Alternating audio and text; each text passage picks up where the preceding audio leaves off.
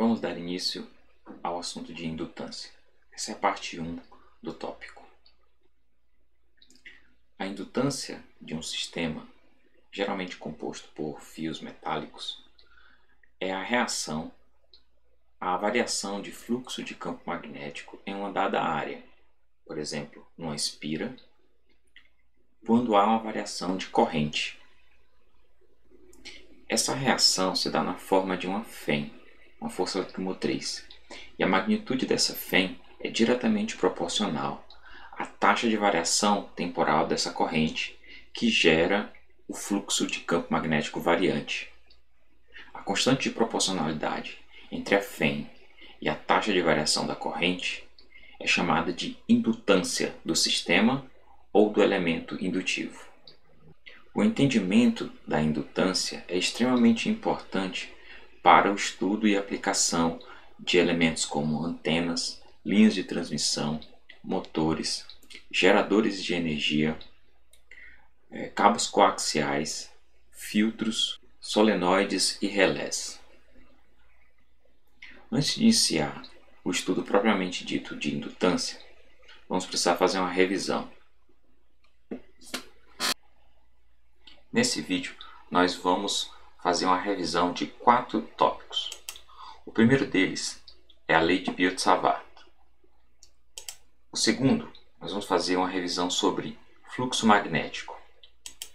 Depois, vamos fazer uma revisão sobre lei da indução de Faraday.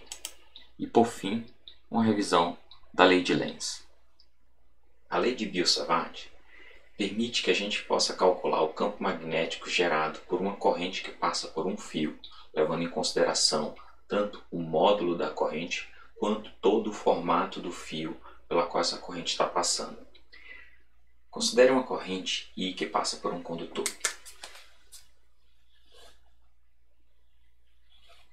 Esse é o formato do nosso condutor e essa é a direção da corrente. Se eu quiser calcular o campo magnético em uma certa posição do espaço, por exemplo, nesse ponto, o que eu preciso fazer é levar em consideração todas as contribuições de cada elemento de distância dentro desse condutor e calcular a influência desse elemento de corrente dentro do elemento de distância para o campo magnético total. Por exemplo, se eu tiver esse elemento aqui de deslocamento, dl, a corrente que passa nesse elemento de deslocamento vai produzir nessa posição um campo diferencial dB. Como é que eu calculo o valor de dB? O valor de dB depende do elemento de comprimento dl e da distância entre o elemento de comprimento onde passa a corrente I e o ponto onde eu quero calcular o meu campo. Esse vetor eu vou chamar de R. Então, o valor de dB pode ser calculado como μ0 vezes I dividido por 4π dl, produto vetorial com R, tudo isso dividido pelo cubo do módulo da distância. Bom, essa equação permite calcular esse diferencial de campo magnético. Agora, eu preciso calcular o campo magnético total gerado pela contribuição de todos os elementos de comprimento desse fio. Para fazer isso, o campo total vai ser igual à integral em todo o comprimento do fio dos elementos de campo magnético gerado por cada elemento de comprimento. Esse elemento de campo, que está aqui, pode ser incluído dentro dessa integral. Os termos μ0, I e 4π saem da integral, por serem constantes. E aí eu tenho a integral no fio do elemento de comprimento, produto externo com a posição onde a posição relativa entre o elemento de comprimento e a posição onde eu quero calcular o campo e o cubo dessa distância. μ0 é a permeabilidade do meio. E o seu valor é igual a 4π vezes 10 a menos 7 Tesla metro dividido por amperes. Em resumo, a lei de Biot-Savart nos permite calcular o campo magnético numa posição qualquer, utilizando o valor da corrente que passa no fio e o formato do fio e sua posição relativa em relação à posição onde nós queremos calcular o campo magnético. Vamos fazer uma revisão sobre como calcular fluxo magnético. Fluxo magnético, em geral, é representado pela letra grega maiúscula φ, e o B indica que a gente está falando de fluxo magnético. Vamos calcular o fluxo magnético no caso mais simples, onde o nosso campo magnético é constante no espaço e é perpendicular a uma área plana, A. Considere que essa é uma área plana retangular A. Eu vou orientar essa área tal que eu possa denotar um vetor A, onde esse vetor tem módulo igual à área que eu estou interessado e aponta nessa direção, que por sinal é a mesma direção do campo magnético, que é constante no espaço.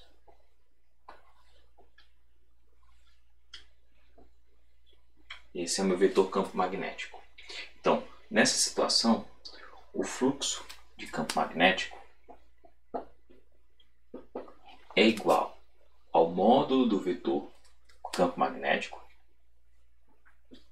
multiplicado pelo módulo do vetor área. Nesse caso, o módulo do vetor área é a própria área pela definição do vetor A.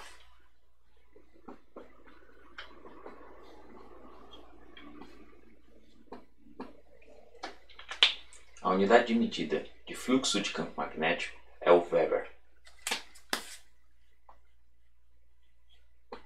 E ela é igual a 1 Weber é igual a 1 Tesla, que é a medida de campo magnético, vezes 1 metro quadrado, que é a medida de área no Sistema Internacional de Medida. Vamos calcular agora o fluxo magnético numa situação um pouco mais complicada. Nessa situação, o campo magnético não está na mesma direção do vetor área, ou seja, eles estão em... Nessa situação, podemos desenhar nossa área novamente, identificar um vetor que é perpendicular à área e que continua com o módulo igual à área dessa região onde eu quero calcular o meu fluxo, mas agora o meu campo magnético aponta em uma direção diferente da direção da área. Existe um ângulo entre essas duas direções, nós vamos chamar esse ângulo de θ. Para a gente calcular o fluxo nessa situação, precisamos calcular a projeção do campo B na direção do vetor A. Isso porque a componente que não está na direção de A, ou seja, a componente perpendicular a A do campo magnético, não atravessa a área, portanto não contabiliza para o fluxo. Então, nesse caso, o fluxo de campo magnético que passa por essa área é igual a módulo de B vezes a projeção desse vetor naquela área, na direção da área, é o módulo de B vezes o cosseno desse ângulo θ.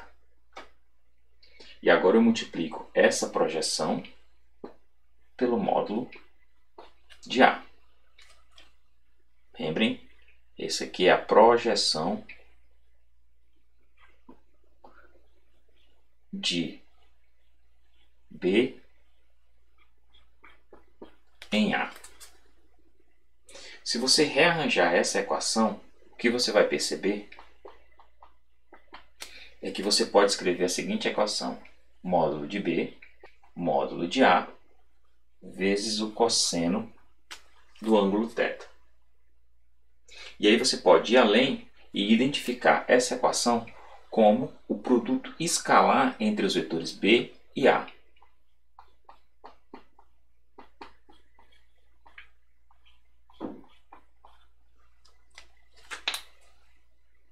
Então, numa situação um pouco mais complicada, onde você tem uma inclinação entre o campo magnético e a direção para onde aponta a área, essa é a equação que você usa para calcular o fluxo magnético. Vamos agora calcular o fluxo magnético de uma forma geral. Vamos considerar o caso onde nosso campo magnético não necessariamente é constante no espaço e que a nossa área é uma área qualquer relativa a um dado circuito fechado. Vamos considerar o seguinte circuito. Esse é um circuito fechado e vamos associar a ele uma área. Essa área pode ser qualquer área, né? Pode ser a área plana, se for possível, mas de qualquer forma vamos desenhar uma superfície aqui, S. E o nosso campo magnético atravessa essa superfície passando por dentro desse circuito.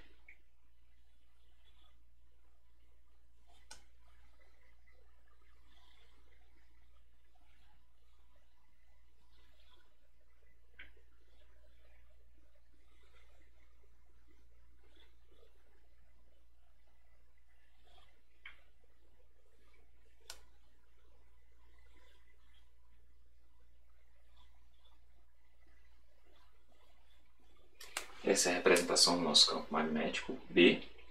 E eu não tenho agora também um único vetor para representar a minha área. Como a minha área não é plana, eu não posso definir um único vetor A para representar a minha área. O que eu preciso fazer então é separar essa área em elementos de área dA, onde eu possa fazer a aproximação de dA para uma área plana. E nesse elemento de área, definir um vetor diferencial dA, onde o módulo desse vetor diferencial dA tem o módulo desse diferencial de área e ele aponta na direção perpendicular a essa área infinitesimal. Então o que precisamos fazer é calcular o diferencial de fluxo que passa por esse diferencial de área. O diferencial de fluxo magnético que passa por esse diferencial de área pode ser calculado usando o método que utilizamos para o caso entre um campo constante e uma área, no caso oblíquo, onde há um ângulo entre elas. Por que podemos calcular usando o campo constante nesse caso? Porque com uma área muito pequena, a variação do campo magnético dentro dessa área se torna desprezível. Portanto, eu posso considerar que o campo magnético dentro dessa área é constante. Então, o cálculo nessa situação para um diferencial de fluxo seria igual ao campo magnético, produto escalar, com o diferencial de área. Nesse caso, esse diferencial de fluxo é o que passa nesse diferencial de área. Para eu calcular o fluxo total em toda a área limitada por esse circuito, o que eu preciso fazer é a integral na área S, nessa superfície S, do meu diferencial de fluxo. O diferencial de fluxo é igual a isso, então o fluxo total é igual à integral na superfície do campo, que varia no espaço, produto escalar, com o diferencial de área em cada ponto da minha área. Vamos agora para a terceira parte da nossa revisão e falar um pouco sobre a lei da indução de Faraday. A lei de indução de Faraday diz que a intensidade da Fem induzida em um circuito é igual à taxa com que o fluxo magnético que o atravessa varia com o tempo. Ou seja, se eu tiver uma variação temporal de fluxo magnético, o módulo da variação temporal, ou seja, da derivada desse fluxo magnético no tempo, é igual ao módulo da fé induzida no circuito. Se o meu sistema, por exemplo, for uma bobina com N espiras, cada espira vai ser um circuito. Nesse caso, o módulo da FEM pode ser calculado simplesmente multiplicando o número de espiras pelo módulo da taxa de variação do fluxo do campo magnético, que passa por uma das espiras, considerando que todas as espiras sejam iguais. O quarto tópico de revisão é a lei de Lenz.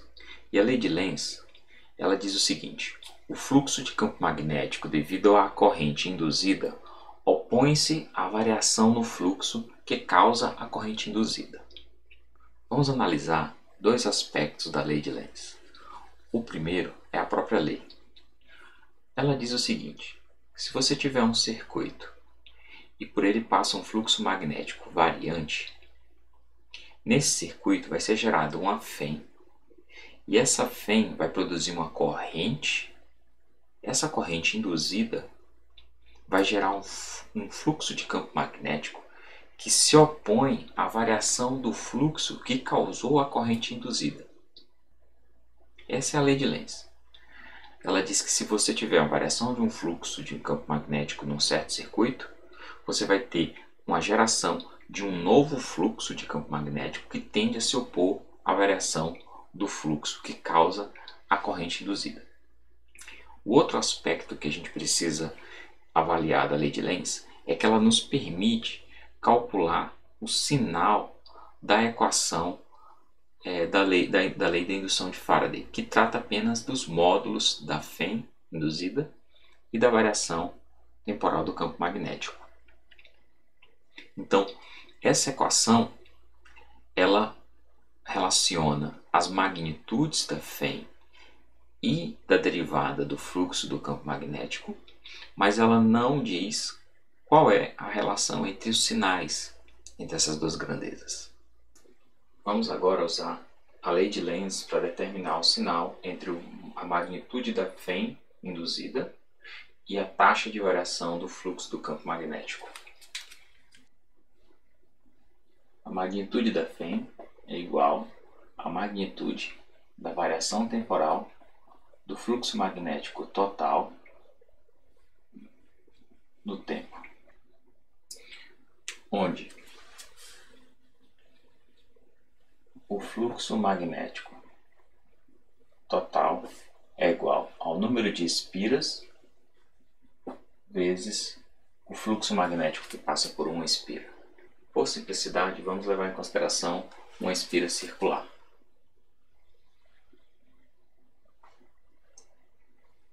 Nessa espira nós temos uma corrente I. Vamos definir esse sentido aqui como um sentido positivo para uma FEM que gera uma corrente nessa direção. O campo gerado por essa corrente vai ser representado dessa forma. Então, como a gente sabe que ele está nessa direção, porque a gente usa a regra da mão direita, certo? Então, essa é a direção do meu campo magnético. Se minha corrente for constante, o meu campo magnético gerado por essa espira também vai ser constante. Esse é o campo gerado por I. Vamos considerar o caso onde I varia com o tempo. Por exemplo, se I cresce com o tempo, eu tenho o caso onde dI dt é maior do que zero. Nessa situação, d φ p total dt é maior que zero. Então, devido à lei da indução de Faraday, eu vou ter a geração de uma FEM. Mas, segundo a lei de Lenz, o que eu tenho é que eu vou ter uma geração de uma FEM que gera uma corrente induzida capaz de gerar um outro campo que tenta reagir ao aumento do fluxo do campo total. Portanto, o campo induzido pela FEM vai apontar para baixo.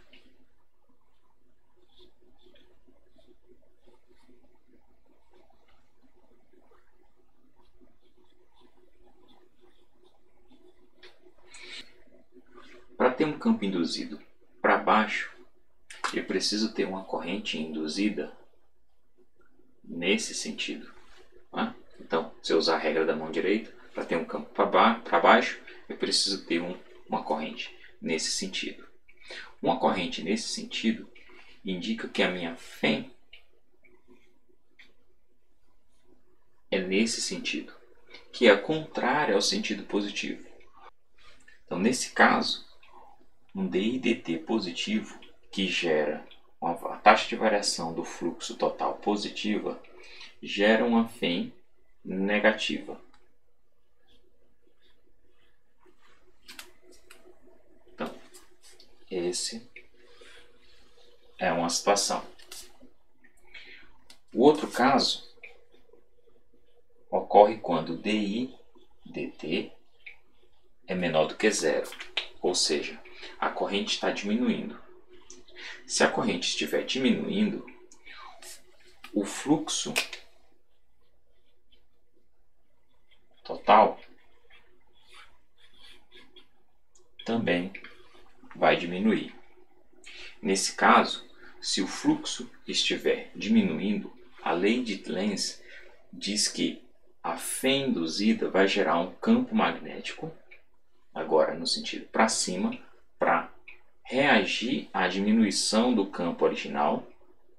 Portanto, para gerar um campo magnético para cima, a corrente induzida deveria ser no mesmo sentido da corrente que produz B.